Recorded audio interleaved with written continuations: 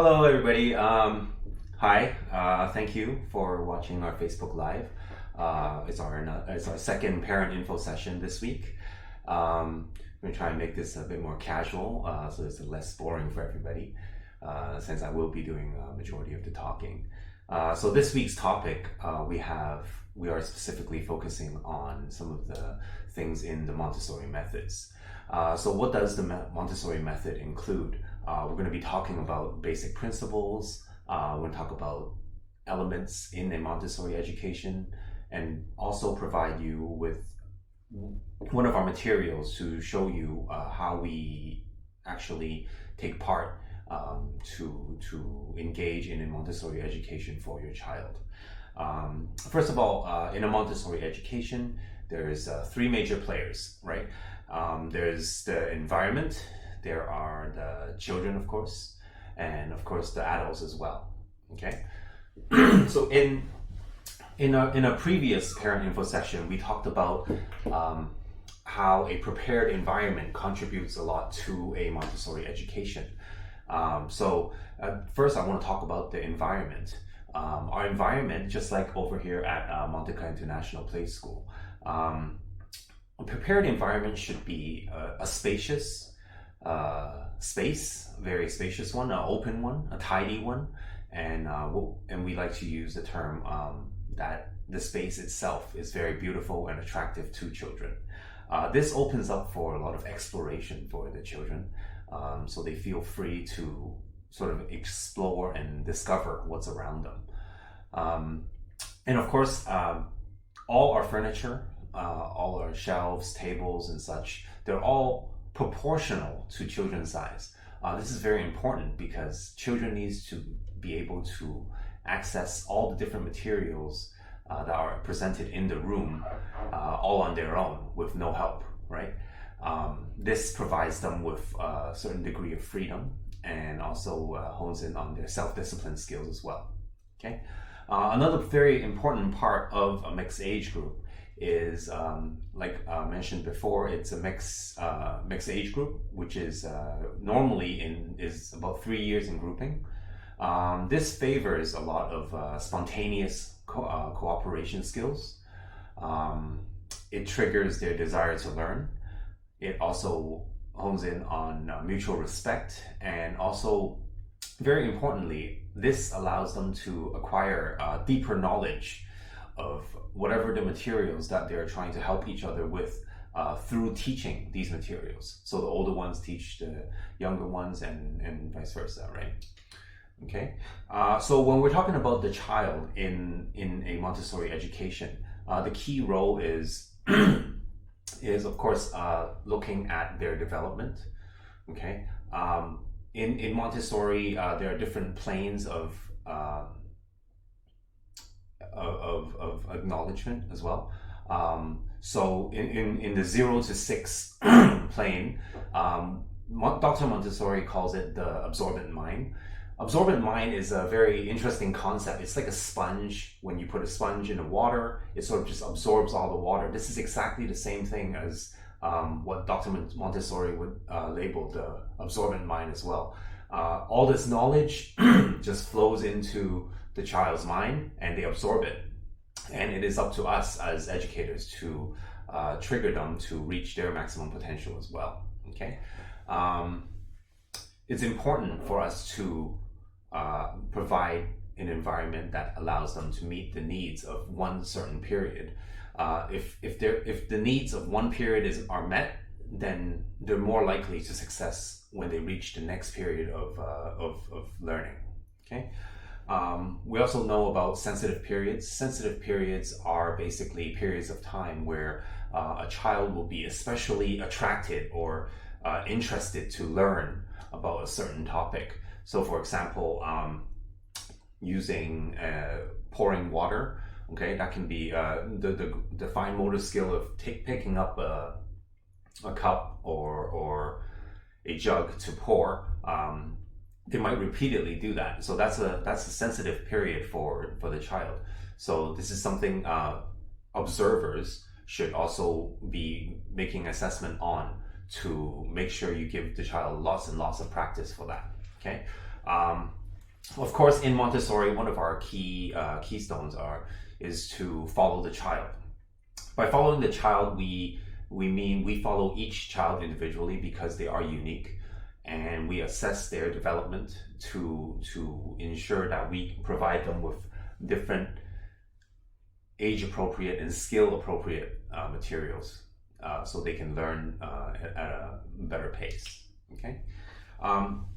So as for the adults, in Montessori education, we don't really call them teachers, but instead we call them directresses.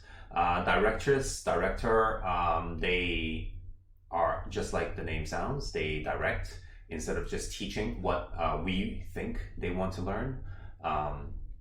So I mentioned before, we follow each child individually, and that's basically observing for the child's needs, the capabilities, and also very importantly, their interests.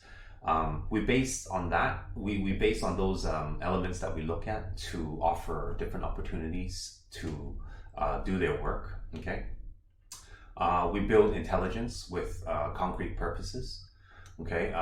Different materials, which we'll go on next, to solidify that fundamental of learning. We also allow them to just free roam the room itself. Like I mentioned before, the degree of freedom and self-discipline is very important in a Montessori education. This allows them to service themselves and in the small community that they are in for their classroom. All of these things promote the environment to allow the child to learn and think for themselves, to act for themselves, and also to feel for themselves. Okay, and we always only introduce a new activity to them when we see that they are actually ready for it. Okay, so in when we're talking about the Montessori method, there are also different elements that are a must that you'll see across many different Montessori schools. One of the most famous ones, it's actually not developed by Montessori, but Dr. Montessori bases a lot of her theories on this, is called the 3-period lesson. The 3-period lessons is a basic concept to us, but is very important, and it could be a prolonged time for a child to master all three. So the first period we have introducing the object. Okay. The second one is recognizing the object, and the third one would be sort of recalling the object. Let me give you an example. We put names to things every day, every second of our lives. Also to an infant, to a toddler as well. This is mommy, this is daddy, this is a dog, this is a phone, this is a spoon, right? We name things, okay? And it's very easy for an infant to sort of catch on to that word. And for example, all people can be mommies, right? They will have that concept at the beginning, just to imagine that all human beings can be mommies, all human beings can be daddies, all animals can be dogs, right? And then that will be sort of the first part of the lesson. And then the second part of the lesson is to recognize. This is where they distinguish differences between mommy and just another person, right? Very often they might not have the vocabulary to express the actual differences, but as adults in a Montessori education, we do a lot of observations. For example, we watch for the body movements. If you said to a child, Tommy, where is the ball? Okay, they might turn their head around to look at the direction of the ball, but they might not be able to articulate that. Okay, so those are all signs of your infant or toddler recognizing the vocabulary that you're trying to teach. Okay, this is generally the longest period because besides just using their body movement, they have to build on their vocabulary and talking skills as well, to be able to recognize different objects, or for you to understand that they actually recognize the object. Okay, because as adults, when you start to realize that they actually do recognize objects accurately, then you can move on to the third part, which is to recall. Okay, recalling is normally as a better example. Recalling for the first one, it would be, you know, this is a ball. Recognizing will be show me the ball, right? And they'll point to the ball or go to the ball to tell you that that's the ball. And recalling would be asking them where is the ball, right? Then they'll actually, or you show them an object and say, what is this, right? Then they have to recall the actual vocabulary to tell you that this is a ball, right? So an example of material that I wanted to show today is this small little simple book.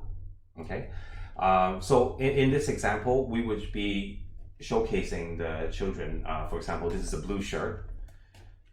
This is a blue triangle. This is a blue jay, right? A blue bird, if you will. And then that would be the first introduction. Okay. The second part would be,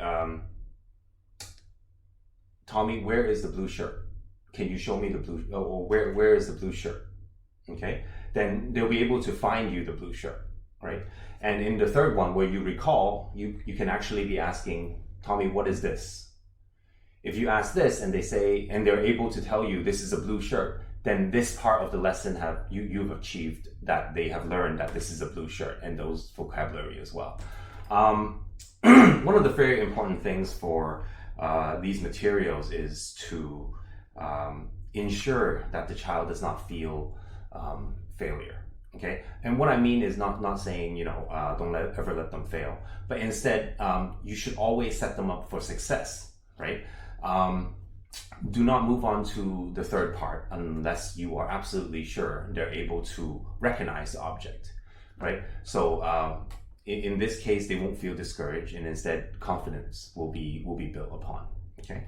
Last but not least, a very sensitive topic within different education models is the amount of screen time. In Montessori, we discourage screen time. But I do want to add in that when we say no screen time, is not, we don't mean that in the terms of don't use any sort of technology, but instead use them for what they're for, right?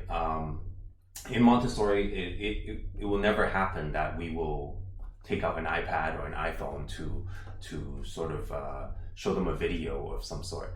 Instead, we have to make sure when we do use these technology, we have a specific purpose for them. And but overall, I think in general, the Montessori method will discourage any sort of screen time as well. Okay, so it's important because of our Montessori materials, they're all concrete materials, and all children are able to have a hands-on experience and actually feel and touch instead of just looking through a screen. Okay, all our materials are specifically designed by Dr. Montessori, and the point of this, like I mentioned before, is so that they have something to hold on to. They have some concrete materials to repeat various activities. Okay, by repeating different activities, we can build their concentration level, their focus level. Okay, and just like this blue book that I showed you before, these materials, most of them, almost all of them, have a very unique concept that they need to focus on. So for example, all these objects in this book are blue, right? So in the case of this little book here, we're focusing on the color blue instead of focusing on different other skills. Okay, all of these materials that we have in our school also have a control of error. By controlling the spread of error, I guess you can call it that, this allows children to self-correct whatever activity they're doing. Because when they do, for example, a matching game, if it doesn't match, they will automatically know, and that's control of error. If the pictures are different, then that's a control of error. So how will they try to fix it? As adults, instead of trying to intervene and let them know, I mean, it's a very bad habit for adults as well. We would often try to help the child correct their mistakes. But instead, in Montessori, we would say don't intervene, allow them to sort of explore and see that they made a mistake, so they're going to correct it themselves. Okay. So that's about it for our live today. It's a very brief, short section on the Montessori method. We're always open to questions. And if you have a questions that I'm not able to answer right away, we will always answer them in the comment section from now on as well. So when you come back to look at the video, you'll be able to see the comments. Okay. Next week we have again another live session again at next Friday at 2 p.m. Next week's topic is a bit more infant focused. I want to talk about something we call a Montessori infant mobile.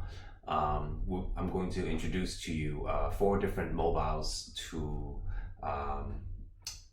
make and use with your infant at the very beginning stages of their lives, just to sort of build on their different skill sets as well. Okay, I just want a quick reminder that at Monteca International Play School, our classes do resume on March 30th.